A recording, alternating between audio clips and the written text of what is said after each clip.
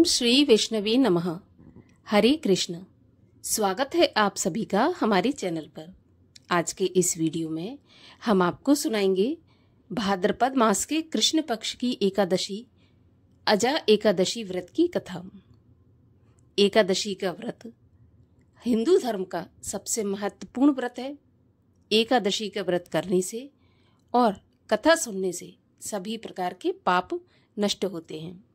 अगर आप व्रत कर सकते हैं तो अत्यंत श्रेष्ठ है, लेकिन अगर व्रत किसी भी वजह से नहीं भी कर सकते तो कथा अवश्य सुननी चाहिए।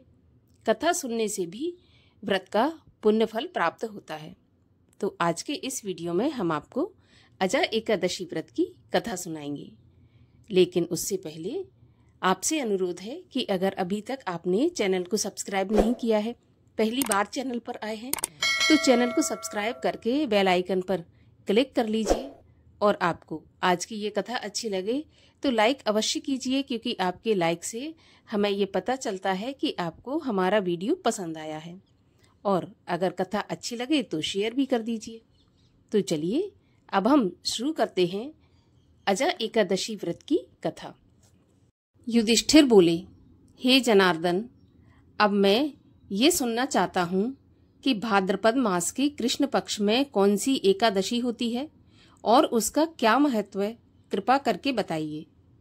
तब भगवान श्री कृष्ण बोले, राजन, एक चित्त होकर सुनो। भाद्रपद मास के कृष्ण पक्ष की एकादशी का नाम अजा एकादशी है। यह सभी पापों का नाश करने वाली बताई गई है। भगवान ऋषिकेश का पूजन करके जो इसका व्रत करता है उसके सारे पाप नष्ट हो जाते हैं।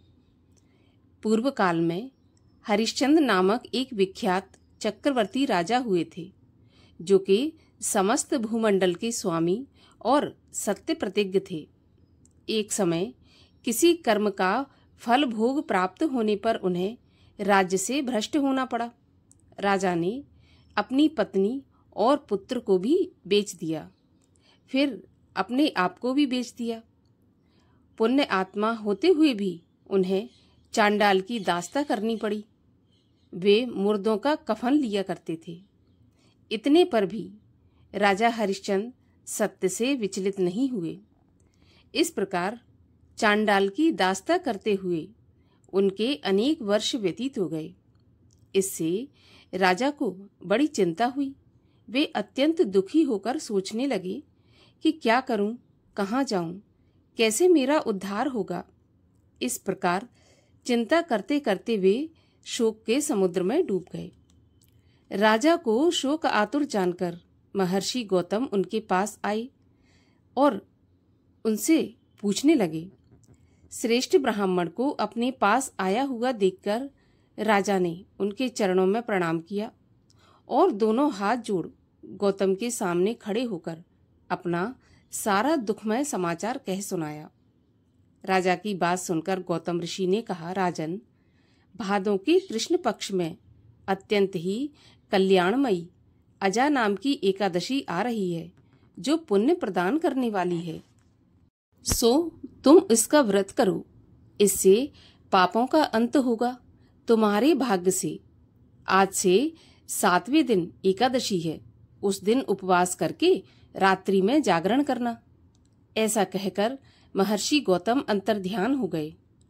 मुनि की बात सुनकर राजा हरिश्चंद्र ने उस उत्तम व्रत का अनुष्ठान किया। उस व्रत के प्रभाव से राजा सारे दुखों से पार हो गए। उन्हें पत्नी पुनः प्राप्त हुई और पुत्र का जीवन मिल गया।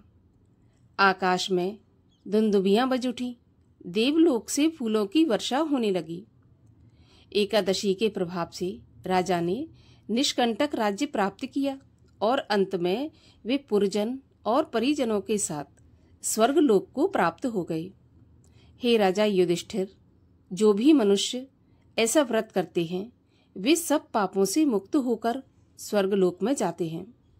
इस कथा के पढ़ने और सुनने से भी अश्वमेध यज्ञ का फल प्राप्त होता है। बोलिए एकादशी माता की जय। और आइए अब सुनते हैं राजा हरिश्चंद्र की कथा। इक्ष्वाकु वंश में हरिश्चंद्र नामक एक प्रतापी राजा हुए थे।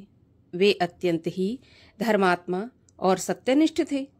उनके मुख से निकला वचन कभी भी मिथ्या नहीं जाता था। यही कारण था कि उनके राज्य में चारों तरफ सुख शांति का वास था। निर्धनता, शोक आदि का उनके राज्य में कोई भी स्थान नहीं था। धीरे धीरे उनकी ख्याति देवराज इंद्र के दरबार में भी जा पहुंची। स्वयं इंद्र उनकी सत्यप्रियता के प्रशंसक थे। यह देखकर महर्षि विश्वामित्र ने राजा हरिश्चंद्र की परीक्षा लेने का निश्चय किया। एक बार हरिश्चंद्र शिकार खेलने जंगल को गए।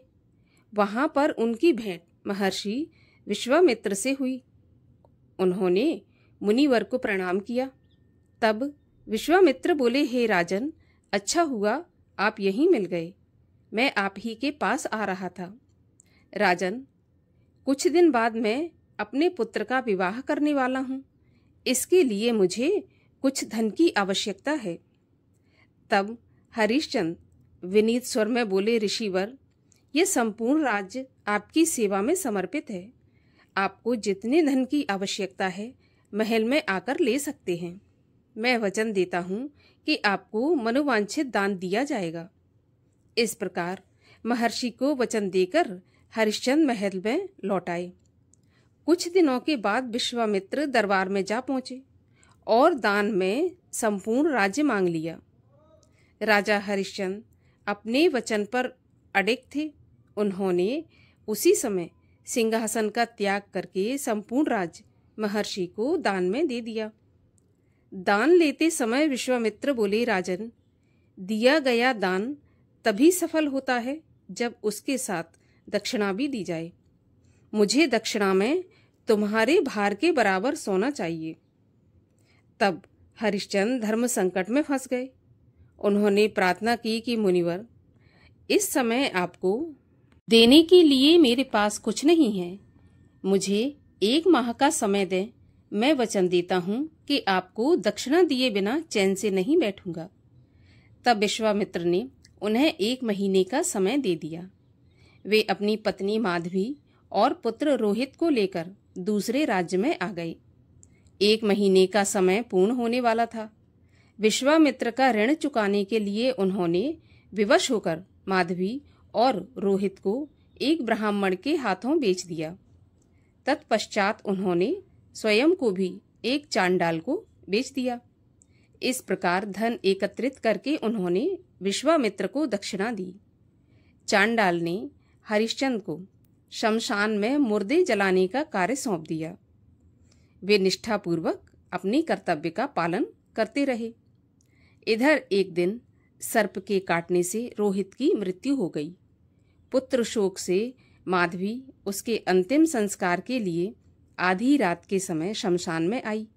वहां हरिश्चंद्र ने पत्नी और मृत पुत्र को पहचान लिया। पुत्र की मृत्यु ने उन्हें भी व्यथित किया, परंतु उस समय वे अपने कर्तव्य का पालन कर रहे थे। अतः उन्होंने बिना धन लिए रोहित का अंतिम संस्कार करने से मना कर दिया। उनकी ऐसी कर्तव्य निष्ठा देखकर 10 दिशाओं में उनकी जय जयकार गूंज उठी। सहसा इंद्र आदि देवगण उन पर पुष्पों की वर्षा करते हुए प्रकट हो गए। उनके साथ महर्षि विश्वामित्र, वशिष्ठ और सप्त ऋषि भी थे। विश्वामित्र उनका सम्मान करते हुए बोले, राजन, तुमने अपनी सत्यनिष्ठा और कर्तव्य पालन से संसार में अद्भुत उदाहरण प्रस्तुत किया है। आज के बाद जगत में ऐसा कोई मनुष्य नहीं होगा जो आपके समान अपने वचन का तन मन धन से पालन कर सके। मैं आपका राज्य और पुत्र आपको वापस देता हूँ। साथ ही ये वरदान भी देता हूँ कि पृथ्वी पर संपूर्ण भोगों को भोगने के बाद आप मोक्ष प्राप्त करेंगे। तत्पश्चात महर्षि विश्वामित्र का आशीर्वाद लेकर राजा हरिश्चंद्र माधवी और रोहित के साथ अपने राज्य को लौट आए। तभी से हरिश्चंद्र संसार में सत्यवादी हरिश्चंद्र के नाम से प्रसिद्ध हुए। और आइए अब करते हैं एकादशी माता की आरती। ओम जय एकादशी माता मैया, जय एकादशी माता। विष्णु पूजा व्रत धारण कर, शक्ति मुक्ति पाता। ओम जय एकादशी माता, तेरे नाम गिनाऊं देवी, भक्ति प्रदान करनी, गण गौरव की देनी माता, शास्त्रों में वर्णी। ओम जय एकादशी माता। मार्गशीर्ष के कृष्ण पक्ष की उत्पन्ना विश्व तारिणी जन्मी, शुक्ल पक्ष में हुई मोक्षदा, मुक्तिदाता बन आई। ओम जय एकादशी माता। पौष के कृष्ण पक्ष की सफला नामक है, शुक्ल पक्ष में होए पुत्र दा, आनंद अधिक रहे। ओम जय एकादशी माता। नाम षट तिला माघ मास में कृष्ण पक्ष आवे, शुक्ल पक्ष में जया कहावे, विजय सदा पावे। ओम जय एकादशी माता। विजया फागुन कृष्ण पक्ष में, शुक्ला आमल की पाप मोचनी, कृष्ण पक्ष में चैत्र महाबली की। ओम जय एकादशी माता। चैत्र शुक्ल में नाम कामदा, धन देने वाली, नाम वरुथनी कृष्ण पक्ष में वैशाख माह वाली। ओम जय एकादशी माता।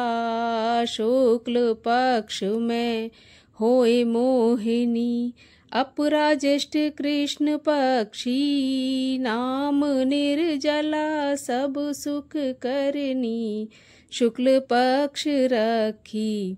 ओम जय एकादशी माता। योगिनी नाम आषाढ़ में जानो, कृष्ण पक्ष करनी, देवशैनी नाम कहायो, शुक्ल पक्ष धरनी। ओम जय एकादशी माता। कामिका श्रावण मास में आवे, कृष्ण पक्ष कहिए, श्रावण शुक्ला होए पुत्र दा, आनंद से रहिए। ओम जय एकादशी माता। अजा भाद्रपद कृष्ण पक्ष की परिवर्तनी, शुक्ला इंद्रा आश्विन कृष्ण पक्ष में, व्रत से भव सागर निकला। ओम जय एकादशी माता। पापांकुशा है शुक्ल पक्ष में, पाप हरन हरनी, रमा मास कार्तिक में आवे सुखदायक भारी। ओम जय एकादशी माता। देवोत्थानी शुक्ल पक्ष की दुख नाशक मैया, लौंद मास की करूं मैं विनती, पार करो नैया। ओम जय एकादशी माता।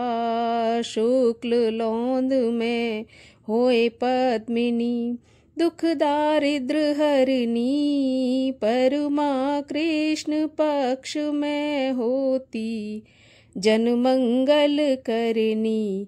ओम जय एकादशी माता।